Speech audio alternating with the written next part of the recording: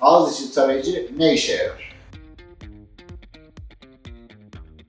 Ağız içi tarayıcı bizim önceden manuel olarak, konvansiyonel olarak aldığımız ölçüleri, yani bir kaşığın içerisine ölçü maddesini yerleştirerek, bu alginat dediğimiz ölçü maddesi olabilir, silikon dediğimiz ölçü maddeleri olabilir. Bunları yerleştirip dişlerinize bastırarak aldığımız ölçü kaydı. Ama artık biz gelişen teknolojiyle beraber edindiğimiz imkanlarla hem daha hassas hem de daha konforlu bir ölçü alma metodu kullanabiliyoruz. Bu da ağız içi tarayıcılar. Aslında ağzınızın içinde gezdirdiğimiz bir kamera sistemleri var. Sürekli fotoğraf çekerek bu fotoğrafları yüksek çözünürlükte çekerek bunları birbiriyle çakıştırıyor. Çok daha hassas bir şekilde biz yaptığımız preparasyonun, mesela atıyorum size kaplama yapacağız, dişinizi kestik. O kesimi ölçüye göre çok daha hassas bir şekilde aktarabiliyoruz. Bilgisayarda istediğimiz kadar yakınlaştırıp üstündeki hata yaptıysak onu görebiliyoruz. Düzeltmemiz gereken yer varsa onu görebiliyoruz. Kesim sınırlarımızı görebiliyoruz. Bu yüzden sonuç da çok daha hassas olmuş oluyor bizim yaptığımız işlem doğrultusunda. Bize böyle avantajlar sağlıyor.